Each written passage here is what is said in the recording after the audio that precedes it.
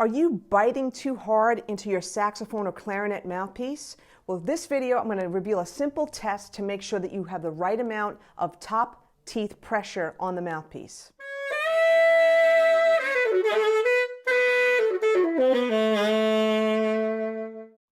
Hi, I'm Donna from DonnaSchwartzMusic.com, the site to boost your playing up to the next level. So I've gotten a bunch of emails from subscribers that have been saying that they've been biting too hard into the saxophone mouthpiece for many, many years, and they really want to know how to stop this habit. Well, you may be asking yourself, do I bite too hard into the top of the mouthpiece? I'm not sure. Let me show you a simple test that I learned from my teacher a long time ago who studied with Joe Allard. Okay, really simple. You could either use just your mouthpiece or the mouthpiece in the neck, and you're just going to play a pitch. What you're going to do if you're by yourself, as opposed to being with a friend or a teacher, if you're by yourself, just play the pitch, close your eyes, and then gently pull the mouthpiece away. If you feel too much resistance, you're probably biting down on the top too much.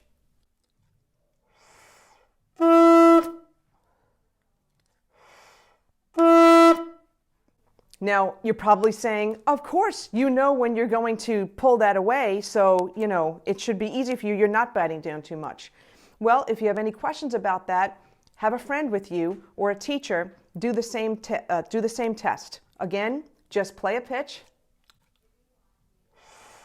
and see if you can pull that mouthpiece away. If you can't, if it's too hard to pull away, you're definitely biting down too much on the top. Now, your next question may be, why is that so bad? Well, I've seen people bite through mouthpiece patches. I've heard people tell me that they bite through after 2 months, 3 months, maybe even a year or two.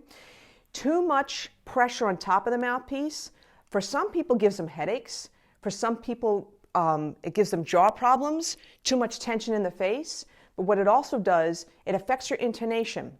If you bite down too much on the top, or if you bite up too much on the bottom, you're introducing too much tension, and what happens is your pitch is definitely going to go sharp, all right? And you're going to be relying on putting what I call a death grip on the mouthpiece in order to, keep that mouthpiece in your mouth instead of doing this. You should definitely work on strengthening the corners of your mouth. Some people I notice play like this. Do it this way.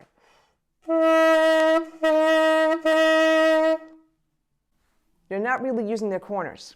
What you really need to do is, whether it's long tone exercises, moving long tone exercises, playing lyrical songs, just doing a lot of playing, you need to work on strengthening this so that you feel that the strength is coming from your corners and not from you biting up into the center of the reed. That's one of the biggest problems that people have, and they wonder why they're sharp all the time, or they wonder why their sound is pinched.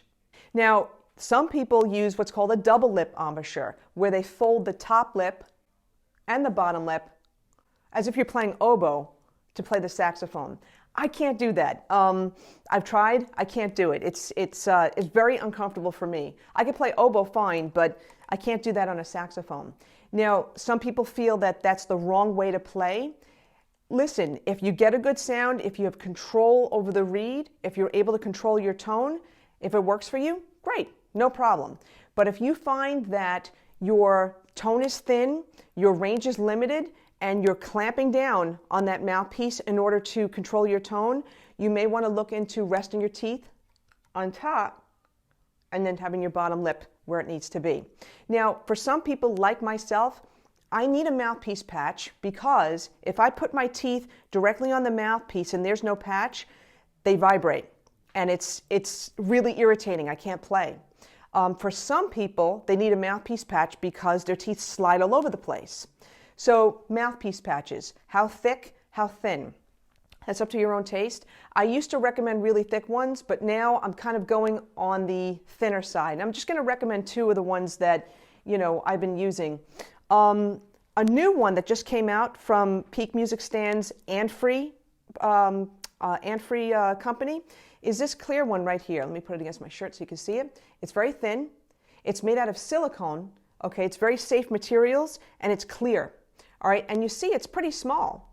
So this will fit all saxophone, all clarinet mouthpieces, because the fact of the matter is that You just need a covering for your two front teeth. That's it. All right, and you just basically place it on your mouthpiece. And again, you place it in the spot where the reed meets the mouthpiece. That would be the best location. So this one's called Duo, and D-U-O, and it's made by Peak Music Stands, the Ant-Free company that's associated with them. Another one I recommend is made by Bravo. Okay, you can see what that looks like here. And this essentially, if they don't call it a mouthpiece patch, they call it a lip positioning guide, something to that effect. So if you look that up on Amazon, actually I'll put a link in the show notes.